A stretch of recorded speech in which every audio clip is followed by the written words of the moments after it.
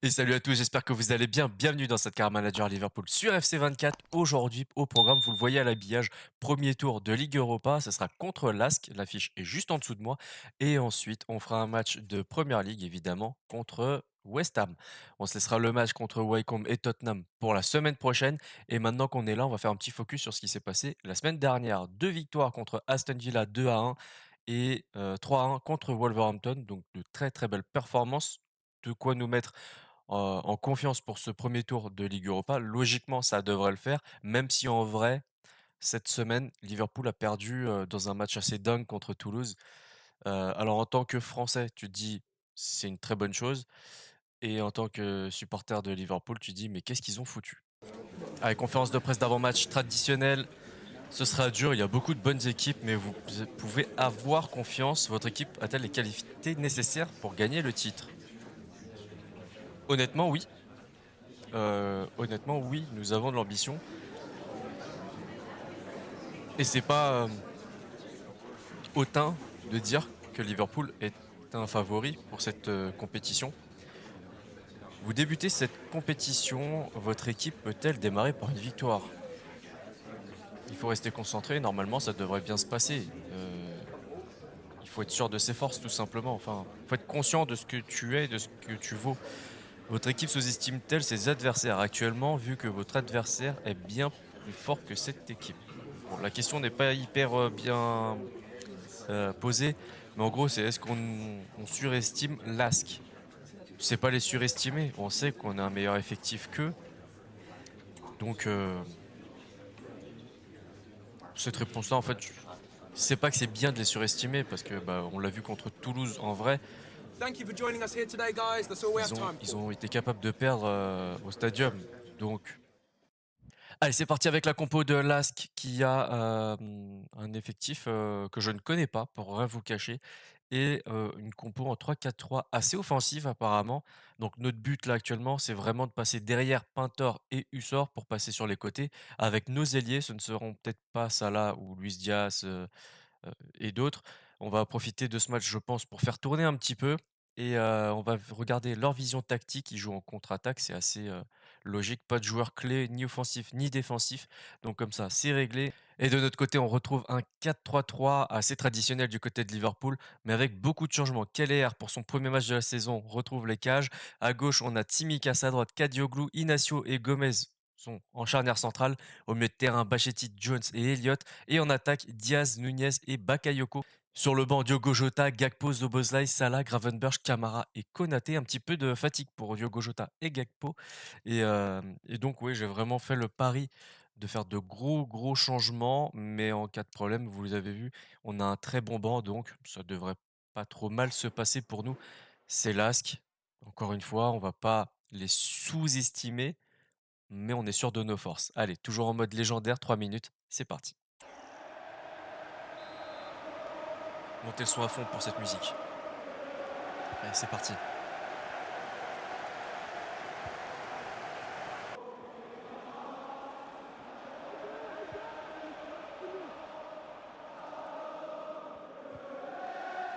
Pour l'instant, défensivement, les joueurs sont bien en place, c'est intéressant.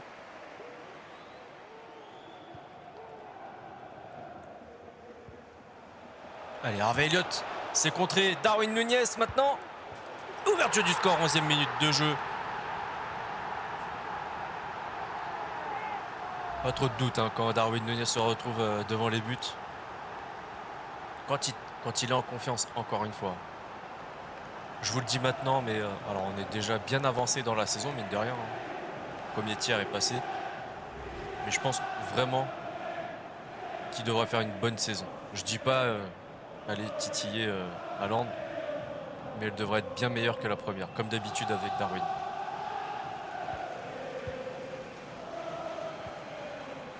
And have a fantastic day from your friends Rachel Armstrong and Matthew. Ouais, c'est bon retour de Tsimikas.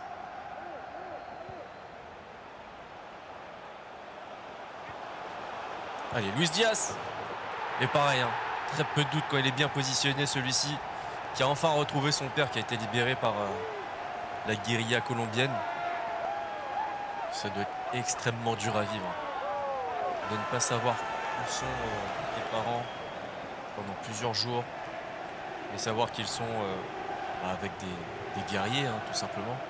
C'est des gens armés, ça doit être horrible à vivre.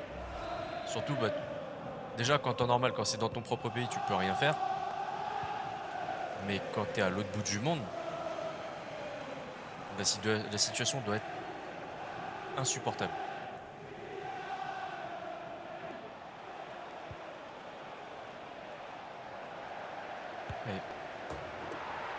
Et voilà. Voilà pourquoi j'ai hésité à mettre Keller sur ce match. Première frappe, il se prend un but. Alors, bah là du coup on voit pas s'il est bien placé. Après c'est vrai que le joueur se retrouve plein axe sans aucun marquage. Donc la défense aussi a ses torts.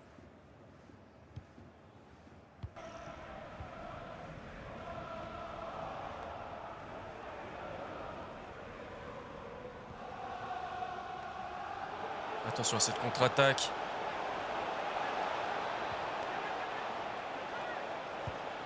Et s'il venait à égaliser là-dessus, franchement, je pense que je me serais un petit peu énervé.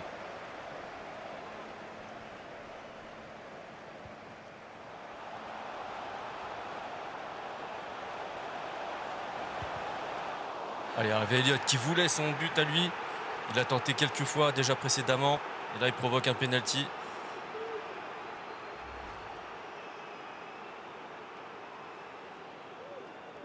C'est toujours pareil. Il se protège le corps et en même temps, c'est pas un geste hyper naturel. Allez, c'est assez logique. On mène. Et Darwin qui n'a rien d'autre à faire de mieux que d'aller célébrer avec les supporters de l'équipe adverse. Et en plus, il n'est pas si bien tiré que ça, le penalty. Ouais, c'est bien. Elliott, il fait un très bon match. Hein.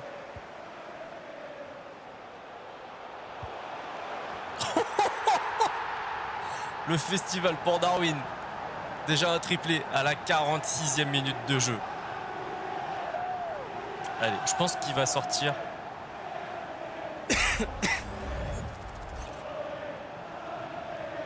Ce but. Par contre, ce mouvement, il n'est pas naturel. De tirer du droit alors que tu viens de te retourner comme ça. Il faut être un monstre de gainage pour réussir ce genre de frappe comme ça en plus, aussi puissante. Allez, c'est la mi-temps, 4-1. Comme je vous l'ai dit, pas trop de doute sur l'issue de ce match. C'est pour ça qu'on a fait tourner. On va regarder les statistiques. Ça doit pas être non plus... non, c'est pas si flagrant que ça. 54-46 pour la possession. 6 tirs, 4 buts. Là, ça chante déjà. 2 tirs pour Lask avec un but marqué. C'est déjà pas mal en vrai. Hein. 2,3 d'expected goals. Donc on surperforme à ce niveau-là. Allez, on est reparti dans cette deuxième mi-temps. Donc pas de changement. Parce que du coup, on a Jota et Gakpo, deux joueurs assez fatigués, donc on peut les reposer pour le match face à West Ham.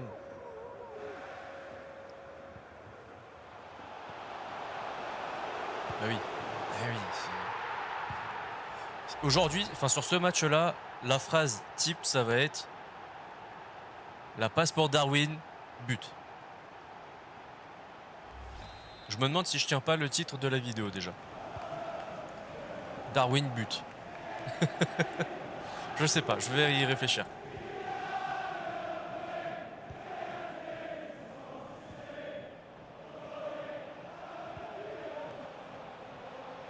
Là, Jones, je sais pas ce qu'il nous fait, mais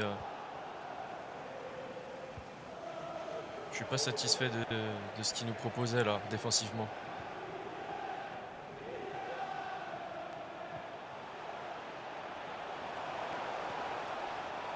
Allez, Elliott.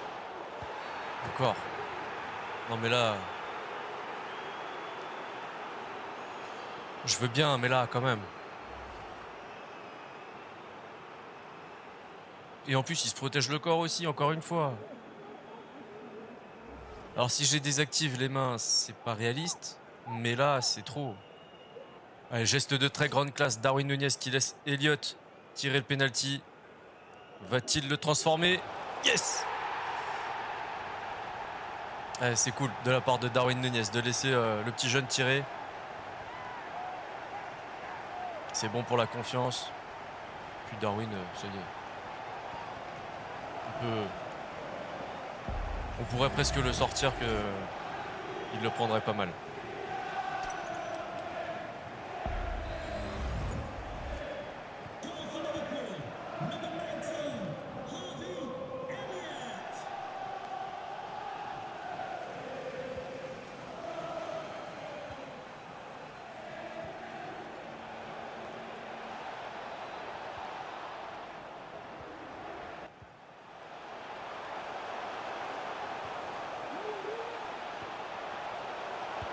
Et la frappe de Jones, déviée par le gardien. Et vous le voyez, Diogo Jota et Gakpo qui prennent la place de Luis Diaz et Darwin Nunez. Et en face, ils font aussi un changement, pardon. Alors, on a, je pense, sorti les 2 meilleurs joueurs de l'effectif. Peut-être pas Luis Diaz, il était un petit peu moins présent, mais il était très bon quand même. Mais c'est surtout, voilà, reposer tout le monde et faire jouer les jeunes surtout. Même si Cody Gakpo et Jota ne sont pas des jeunes, c'est ce qu'on avait sur le banc, tout simplement. Désolé d'avoir un banc de très bonne qualité.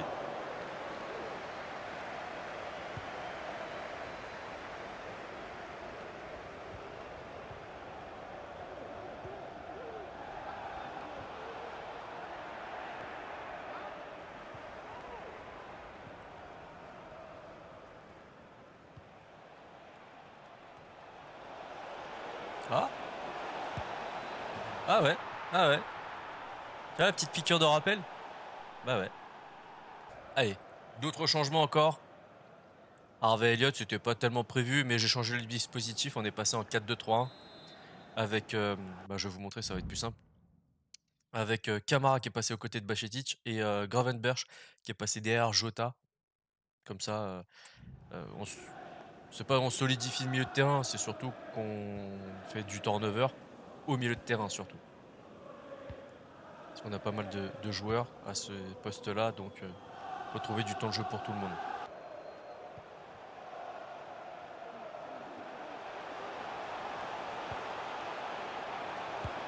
Ouais, pourquoi pas Bakayoko. Je vais dire Kadioglu, mais Kadioglu c'est celui qui a centré.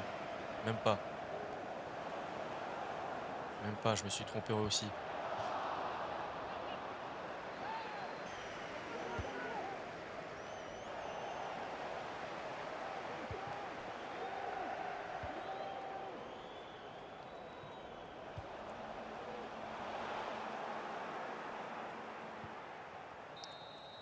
Allez, c'est fini, 6-2, très très belle performance. Il y aurait quand même 2-3 trucs à redire.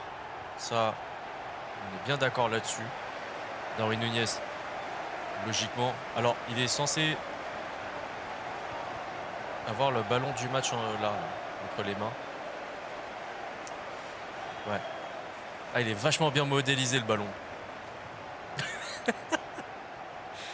Aïe aïe aïe, Electronic Arts. Allez, pour les détails du match, possession à 58-42, 14 tirs, c'est énorme, 6 buts, c'est tout aussi énorme, 4,5 d'expected goals contre 0,8, 90% de précision de passe contre 87. Techniquement, Lask, c'est pas dégueu, clairement, mais c'est pas à notre niveau, tout simplement. Le flop de leur côté, c'est le gardien avec un 4 sans trop de grandes surprises. Ils ont changé le dispositif, vous le voyez, ils sont passés en 4-2-4 alors qu'au début ils étaient en 3-4-3. Plutôt offensif. Le top de leur côté, c'est le double buteur, hein, Ginger. J'espère que je ne l'ai pas éclaté son nom. Avec la note de 8,5, vraiment. En vrai, quand tu te prends un 6-2 et que tu arrives à prendre un 8-5, t'es bien. Ça veut dire que tu as fait un bon match. Derrière, on a du 7-8 et du 7-5, vraiment pas mal. Et de notre côté, le maillon faible, c'est KLR. Forcément, hein, c'était assez logique. J'ai aussi hésité du coup à le mettre pour rien vous cacher. Et le top, forcément, Darwin Nunez avec 4 buts, la note de 10 sur 10. 3 passes D et un but. Harvey Elliott prend le ballon du match. C'est plutôt étonnant puisqu'on a vu Darwin Nunez récupérer le ballon invisible du match. Quoique, du coup, ça prend toute sa logique. Luis Diaz qui prend un 8,4 avec un petit but, c'est pas mal. Et je voulais voir Machitic qui était pas trop là, mais pas mauvais à chaque fois en tout cas. Il prend un 6,6, c'est plutôt pas mal. Allez, la conférence de presse Sorry, d'après-match. can we just grab a moment of your time? Un excellent résultat avec un Nunez irrésistible, auteur de 4 buts. Un mot sur sa performance. Et bah t'as intérêt à faire ça assez souvent. Les grands joueurs font gagner, bah oui. Votre adversaire était l'outsider et vous l'avez prouvé. Quel est votre sentiment? Bah le travail a été fait, c'est tout. On peut toujours progresser. Ouais, genre Keller, qui serait un petit peu meilleur, qui aurait au moins arrêté un des 2 buts, ça aurait été pas mal, mais bon. Thanks so much for your time. That's all the questions we have for you. Bon les amis, j'étais en train de faire un petit tour du côté du centre de formation et je suis tombé sur 2, 3 joueurs plutôt intéressants. Mais un en particulier m'a attiré l'œil, Brandon Watts, jeune anglais de 17 ans, donc déjà sélectionnable en équipe première. Gaucher 1,72 m, 65 kilos, donc un peu entre du Harvey Elliott et Curtis Jones. Milieu de terrain, 81-94 de potentiel, 67 de général. Donc le voir jouer un premier tour de Coupe d'Angleterre ou de Ligue Europa, c'est pas déconnant en soi. Il a des bonnes statistiques en termes d'agilité, de réactivité, vista, équilibre plutôt OK.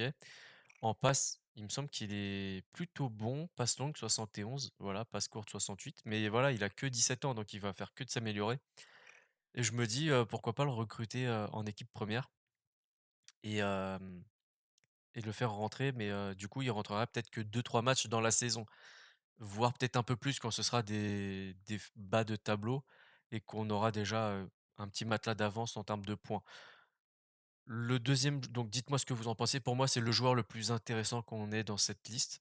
Le deuxième joueur, c'était, Adriano Alves, un gardien de but brésilien, 1,90 m, 74 kg, 77-94 de potentiel et 56 de général. Bon, pour ce qui est des notes de gardien, c'est plutôt moyen, on va pas se mentir, mais il a 15 ans. Et on a vu ce que ça donnait avec Keller. Et je suis pas hyper serein de laisser mes cages à un jeune gardien comme ça. Donc, pour l'instant, lui, il passe au second plan. Le vrai joueur que je voulais vous montrer, c'est Brandon Watts. Dites-moi dans les commentaires ce que vous en pensez. Okay, welcome everyone. Thanks for coming. We're going to start with questions now. Vous êtes sur une série de 5 victoires. Allez-vous continuer face à votre adversaire? Peut-être. En tout cas, c'est le but. Nous sommes en grande forme. Maintenant, ce qu'on veut, c'est ne pas perdre, comme à chaque match. On n'est pas maître de ce qui va se passer. À votre avis, votre prochain adversaire peut-il s'imposer contre vous? Si je dis non et que derrière on se fait frapper, je vais passer pour un débile. Donc je mets oui, forcément, ils peuvent y arriver. Tout peut arriver. Ça. Votre équipe est irrésistible. Pensez-vous pouvoir maintenir un tel niveau de jeu? On a fait un très bon match contre l'Ast, mais parce que l'Ast est un adversaire à la portée de nos jeunes joueurs, mais je trouve pas qu'on ait un jeu hyper alléchant encore. Okay, guys, we're going to wrap this up now. Thank you very much for attending. Allez, cette belle équipe de West Ham avec un 4-2-3-1 étiré avec Areola dans les buts, Bueno à gauche, Haggard, Kerrer et Johnson sur le côté droit, Alvarez et Coventry au milieu de terrain. Devant, on retrouve Pablo Fornals, Paqueta et Kodua. Et en numéro 9, Temi Abraham, l'ancien joueur qu'on a tant chéri du côté de l'AS Roma dans notre carrière manager la saison dernière. Sur le banc, on a Eric Lamela, Fabianski, Antonio Koufal, Ward Prowse, Danny Ings et un ancien de Liverpool et Ogbonna. Une belle équipe, vraiment. J'aime bien. J'aime beaucoup cet effectif-là, très équilibré. 2-3 retouches et c'est vraiment parfait, mais on voit son bilan sur les 5 derniers matchs, 3 victoires, un nul et une défaite. On va aller voir la vision tactique. Il joue loin devant. Bon, OK. Pas le joueur clé défensif ni offensif. Ça, c'est plutôt étonnant parce que je me dirais qu'ils ont quand même les joueurs qu'il faut pour. Et en termes de statistiques, on va regarder le meilleur buteur, forcément, Tammy Abraham avec 3 buts. Derrière, on a Paqueta, Fornals, donc il va falloir faire assez attention. Hugo Bueno qui a marqué 2 buts aussi. Pour un défenseur gauche, c'est pas mal. En termes de passe D, on a Fornals et Tammy Abraham, encore une fois. Donc, vraiment pas mal. Et le meilleur joueur, tiens, toujours important de savoir, le latéral gauche, ok, qui prend 81 de moyenne. Pablo Fornals et Tammy Abraham, suivi de Paqueta et Areola. Bon, déjà, on voit à peu près quels sont les joueurs dangereux. Bueno, très très bon joueur apparemment, donc on va suivre ça de près. Maintenant, je vais vous préparer la petite compo et on se retrouve juste après. Allez, on est parti avec un 4-3-3, point de basse avec Alisson qui a repris place dans les buts, Robertson à gauche, Alexander-Arnold à droite, Van Dijk et Konaté en charnière centrale puisqu'Inacio a un petit peu de fatigue, Camara, Szoboszlai et McAllister au milieu de terrain, et en attaque, on retrouve Luis Diaz et Darwin Nunez, pas si fatigués que ça finalement, et Mo Salah à droite. Sur le banc, on retrouve Gakpo, Jota, Elliott et Bakayoko pas mal fatigués, Gravenberch, Bajcetic et Inacio.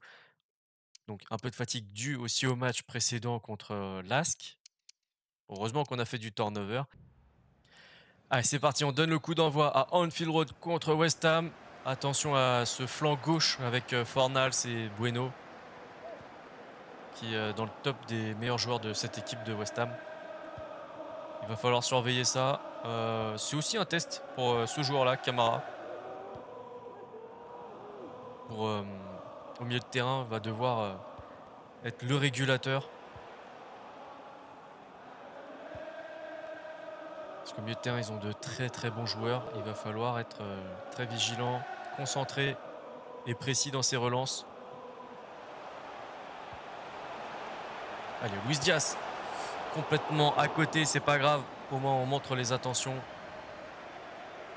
Alors oui, du coup, ils mettent joueur à suivre Darwin Nunez. J'espère que sa belle performance face à Lask lui a reboosté un petit peu sa confiance en lui. Et attention à ce genre de passe. C'est ce que je disais au milieu de terrain, ça va se taper. Hein.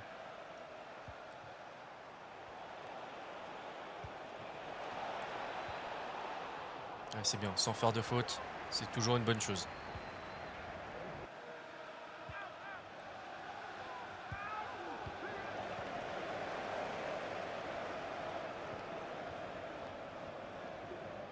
Allez, Van Dijk.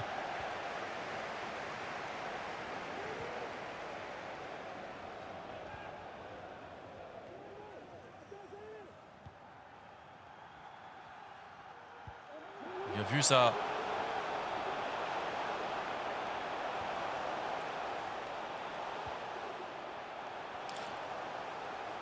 Allez, c'est contré, c'est pas grave, c'est pas perdu.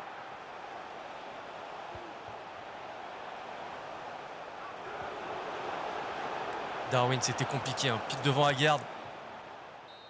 Et c'est la mi-temps, 0-0, match assez, alors, je dirais pas fermé, mais assez disputé. Dans le sens où il y a très très peu d'occasions de part et d'autre. On a quand même tiré 3 fois, sans cadrer pour autant. Mais bon, les intentions étaient là. 71-29 pour la possession, c'est assez énorme. 93% de précision de passe contre 86. Maintenant, ce que j'aimerais bien améliorer, c'est la précision de tir surtout.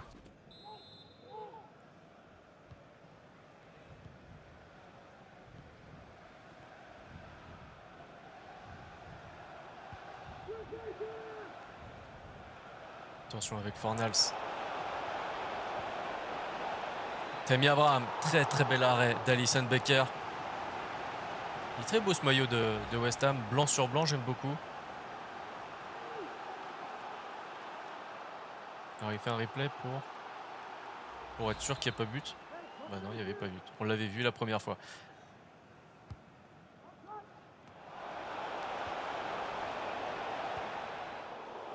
Attention à ce genre de passe.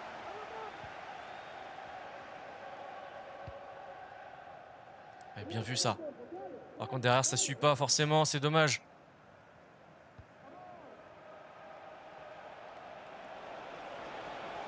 Il va falloir profiter de la faille quand Bueno est en position offensive.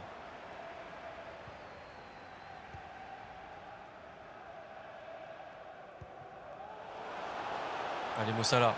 Allez Mo Salah. C'est pour toi.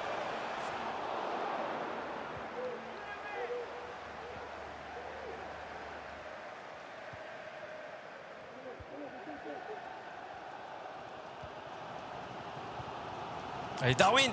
Oh là là, on point sur Kehrer, pardon.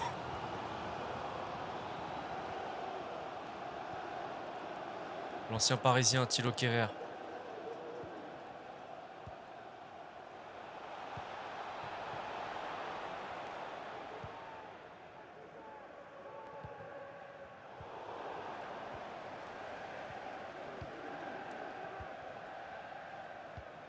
Alors on se donne des l'air. C'est pas mal.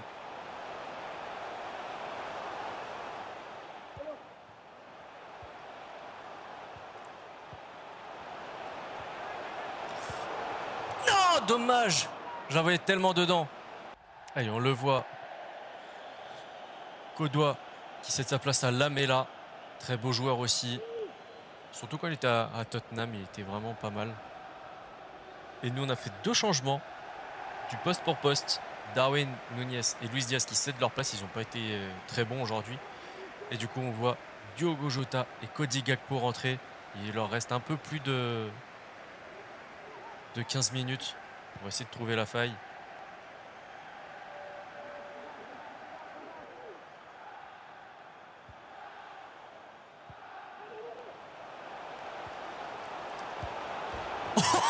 Quelle action! Mais quelle action magnifique! Au départ, Cody Gakpo, à la finition, Diogo Jota, le coaching parfait.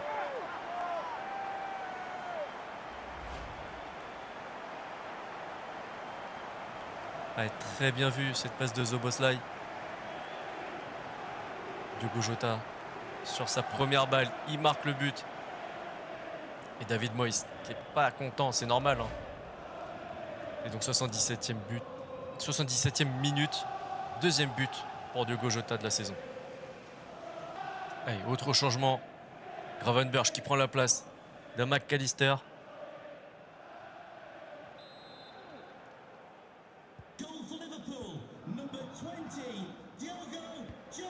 Et on va faire attention, ils vont partir avec leur côté gauche, c'est une quasi-certitude.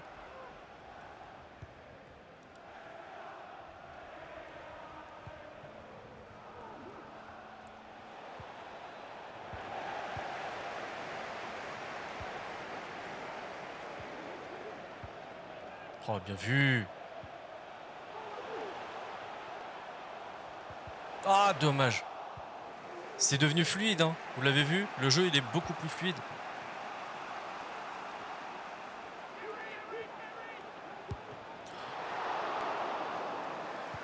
Sauvetage d'Alisson qui vaut 3 points. Hein. C'est un arrêt qui vaut des points, ça.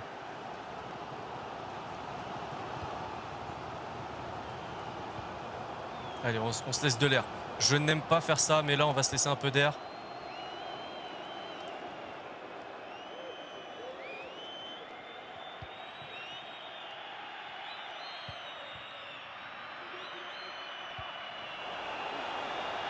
Ouais, Diogo Jota, encore une fois. Il aura dû tirer. Il a été trop altruiste. Il aura dû tirer. Victoire 1-0. Très, très compliqué ce match. Tactiquement, ils ont été très bons. Défensivement, ils ont été très, très forts. Pour le top de leur côté, c'est Coventry avec un 6,9. Fornals et Agard partagent la note de 6,8. Thilo Kehrer 6,2, tout comme Paqueta. En flop, on a Courtois, Lamela, ok. Et Areola prend un 5,5. On va regarder ses stats. Il a subi 7 tirs de cadrer, un seul arrêt. Ouais, c'est assez compliqué. Tammy Abraham prend un 6. Bon, bah, c'est pas ouf. Et les flops de notre côté, on a Gravenberch qui a joué que 19 minutes. Il prend un 5,5 et Darwin Núñez 5,8. Donc, ouais, c'est vrai qu'il est passé de très bon face à Lask à pas bon face à West Ham.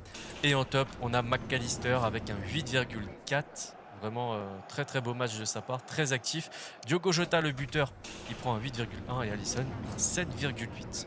Bravo, votre série de victoires se poursuit. Combien de temps espérez-vous continuer ainsi? Jusqu'en 2075. Vas-y, jusqu'en 2075, on y va. Vous avez remporté ce match serré grâce à un but décisif en seconde période. Qu'est-ce qui a fait la différence? Bah, Diogo Jota.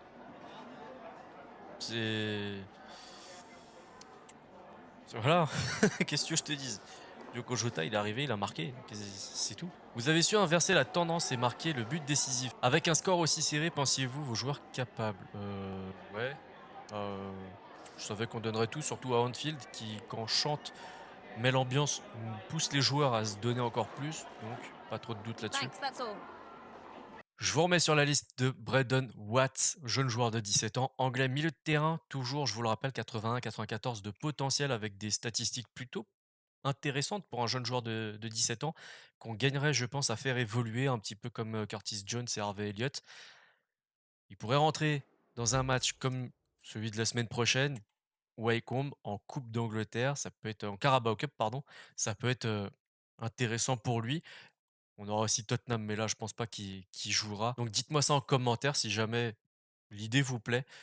Si cet épisode vous a plu, le petit like, le partage, le commentaire, l'abonnement si c'est pas déjà fait. Pensez à activer la petite cloche pour ne rien rater de ce qui se passe sur la chaîne. Vous avez mes liens pour les réseaux sociaux dans la description. D'ici là, prenez soin de vous, prenez soin des vôtres. À la prochaine.